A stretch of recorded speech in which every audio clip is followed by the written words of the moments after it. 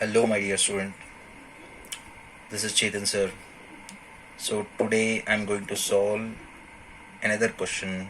The question is asked from a CET background belonging to gravitation chapter. Fine. So this question is asked by Srishti Math, class 12 completed student from St. Joseph PU College. So this is 18th question asked from CET book. I don't know from which book. Anyhow, whatever. The question is very much easy. So we are finding here modified acceleration due to gravity. This one. Fine. So we are finding out g dash factor here.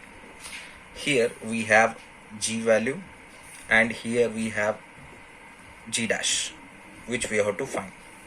See here, if the density of the earth is doubled, keeping its radius constant, fine, then acceleration due to gravity will be.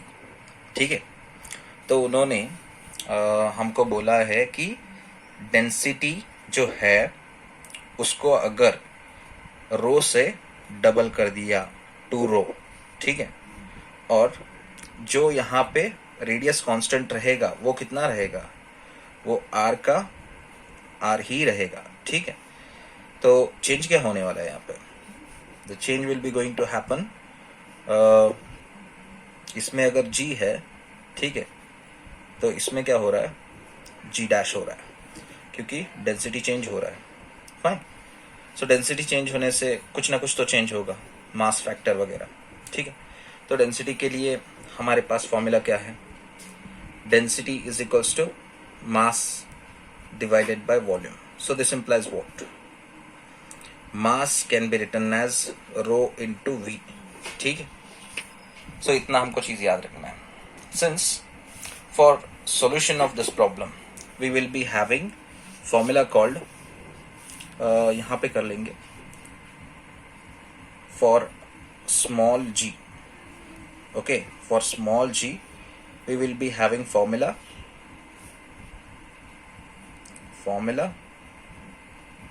ठीक है, कौन सा होगा, small G is equals to G M divided by R square. For G dash, ठीक है, for G dash formula कौन सा रहेगा, formula will be, it should be G dash is equals to G M dash divided by R square. अभी हमको पता है कि दोनों फॉर्मूला जो भी मिल रहे हैं, we know the value of G, they have given here 9.8 and we know the capital G factor for both, it is same. देखो यहां से लेके यहां तक दोनों सेम है, and even though R is not changing, so it means that both are equal. ठीक है, only the changing factor will be m and m dash as well as g and g dash. So g they have given, fine. So we can write formula like this, or else you can modify first of all this formula. For m dash you can write, for m you can write, for m you can write rho into v into this g factor. I will write separately, as well as r factor I am going to write it separately. Why? Because this factor will not be going to change. Only the changing factor will be this. Fine. Here again m dash will be going to modified in this way. M dash can be written as, see here, rho dash, and volume will be same. ठीक है, volume will be same, but g factor as well as r factor both will remain again same in this case, g dash case. ठीक है, तो इसको आप equation 1 करके ले लो और इसको 2 करके ले लो. तो इक्वेशन 2 का जो LHS है वो g dash है और इक्वेशन 1 का g है. फ्रॉम 1 and 2, ओके, क्या करोगे इसको, बाय डिवाइडिंग ऑपरेशन। तो दोनों को डिवीजन करना है। कैसे? क्योंकि हमको जी डैश फाइंड करना है जो कि क्वेश्चन में दिया गया है। Acceleration due to gravity will be, किसके लिए? जब अर्थ की डेंसिटी डबल्ड होती है। तो हमें क्या फाइंड करना है? जी डैश फाइंड करना है। तो जी डैश को हम न्यूमरेटर में ले लेते हैं और डिनोमिनेटर में क्या होगा? जी होगा। सेम क्वांटिटी का प्रोपोर्शन बनाएंगे, इससे क्या मिलेगा? आंसर मिलेगा।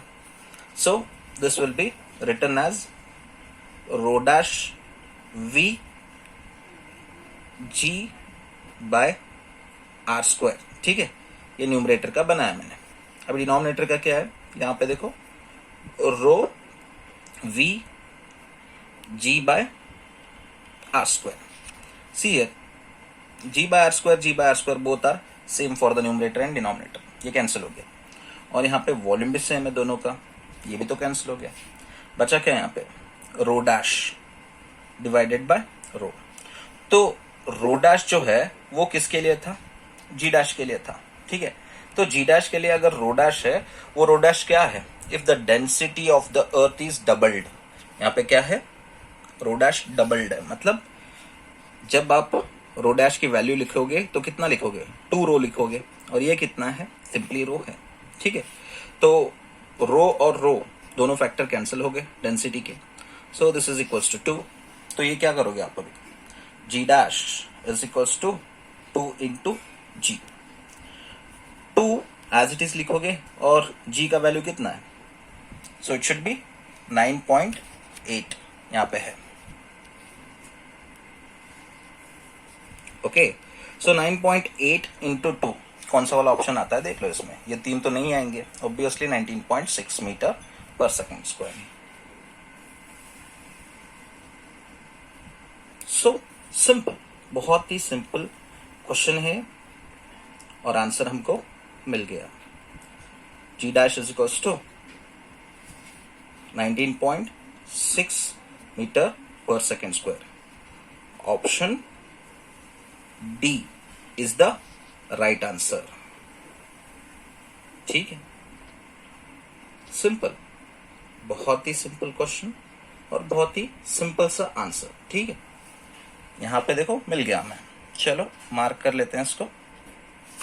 Thank you my dear kids.